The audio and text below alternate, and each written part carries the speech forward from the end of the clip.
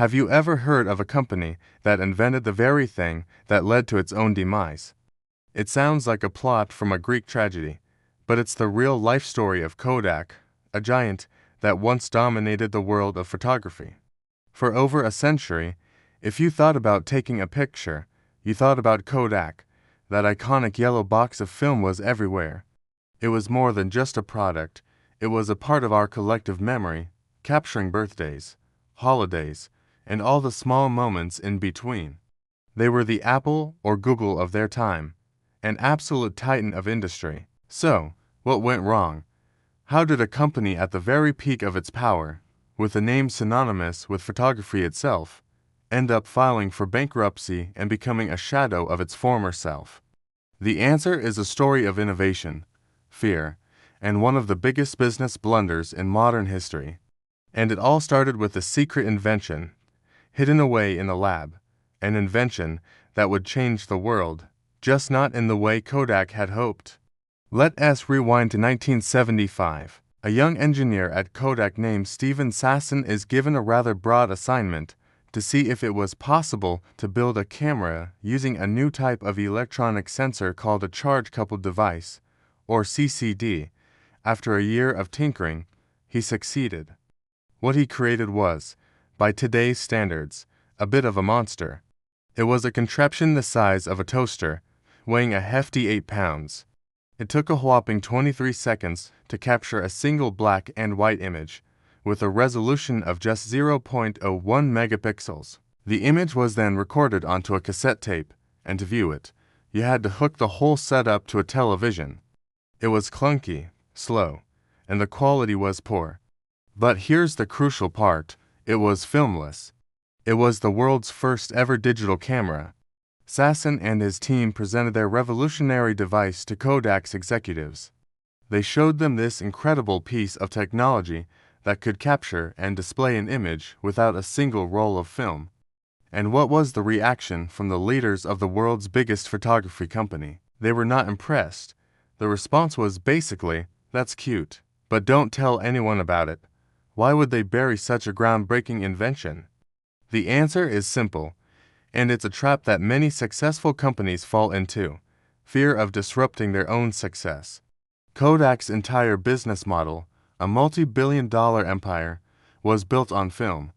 They didn't just sell film, they had perfected a razor and blade model. They sold affordable cameras, the razors, and then made a fortune selling the consumable film, the blades, and the chemicals and paper for printing. Every picture taken meant more money for Kodak. A filmless camera, in their eyes, was a direct threat to this incredibly profitable system. Why would people keep buying film if they could take pictures for free? The executives saw digital photography not as the future, but as a direct attack on their cash cow. They convinced themselves that no one would ever want to look at their photos on a television screen. They believed the quality was too poor and that the sentimental value of a physical print could never be replaced. So, instead of leading the digital revolution they had literally invented, they chose to protect their existing business. They patented Sasson's technology and then locked it away, hoping it would never see the light of day. For the next decade and a half, Kodak continued to operate as if digital didn't exist. They doubled down on film, investing in new film technologies and marketing campaigns that celebrated the Kodak moment. They were still making enormous profits, and from the outside, the company looked invincible. The 80s and early 90s were still their golden age. But while Kodak was resting on its laurels, the seeds of the digital revolution they had planted were starting to sprout elsewhere. Other companies, like Sony and Fuji, saw the potential that Kodak had ignored. They began developing their own digital cameras, slowly but surely improving the technology. The resolution got better, the size got smaller, and the prices began to drop. At first, these early digital cameras were novelties for tech enthusiasts, not a real threat to the mass market. Kodak's management likely looked at these early competitors and scoffed, still confident in the superiority and profitability of film. They were suffering from what we now call marketing myopia, a short-sighted focus on their product, film, rather than the customer's need. which was capturing and sharing memories. They failed to realize that the method of capturing memories was about to change forever. By the mid-1990s, the digital wave was becoming a tsunami. Personal computers were entering homes, and the internet was starting to connect the world. Suddenly, the idea of a digital image that could be easily stored, edited, and shared online wasn't just a gimmick. It was the future. This is where Kodak's fatal mistake became painfully clear. They had a 15-year head start, and they squandered it. When they finally decided to enter the digital camera market, they were no longer the pioneers. They were just another player in a crowded field. Companies that had embraced digital from the start, like Canon and Nikon, were now leading the way. Kodak tried to play catch-up.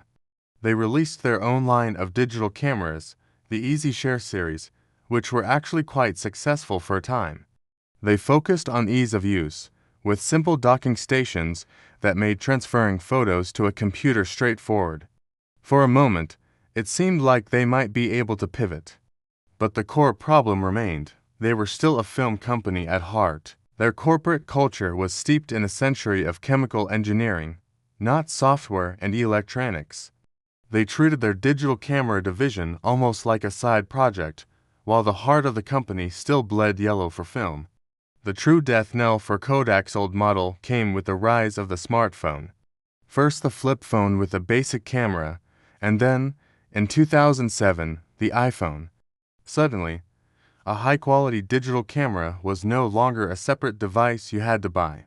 It was a feature in the phone you already carried everywhere. The need for a dedicated point-and-shoot camera, Kodak's main digital offering, plummeted.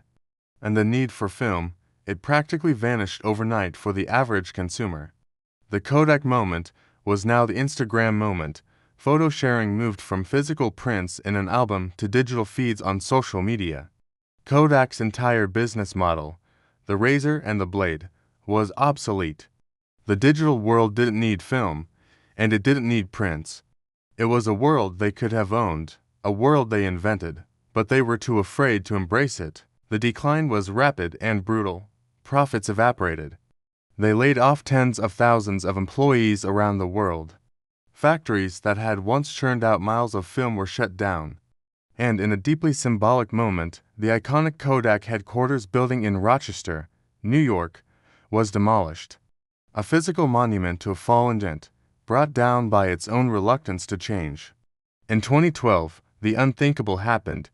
Eastman Kodak, the 131-year-old company that had put cameras in the hands of millions, filed for Chapter 11 bankruptcy. The company that invented the first digital camera was officially killed by the digital revolution. It's a textbook case study taught in business schools around the world on the dangers of complacency and the failure to innovate. The irony is almost perfect. They held the future in their hands and chose to cling to the past. After emerging from bankruptcy, Kodak has tried to reinvent itself. It's now a much smaller company, focusing on commercial printing, advanced materials, and even briefly dabbling in cryptocurrency. They still produce film for a niche market of enthusiasts and Hollywood filmmakers, but it's a tiny fraction of what it once was. The story of Kodak is a powerful reminder that no company is too big to fail. It's a cautionary tale about how success can breed arrogance and how fear of change can be far more destructive than the change itself. They didn't fail because the technology wasn't there. They failed because the vision wasn't. They invented the future, but were too afraid to live in it. Thank you for watching this deep dive into the tragic story of Kodak. It's a fascinating and complex piece of business history. What do you think? Could Kodak have saved itself? Or was the digital tide just too strong to fight? Let me know your thoughts in the comments below. If you enjoyed this video, please give it a thumbs up and subscribe to the channel for more stories about the rise and fall of iconic brands. See you in the next one.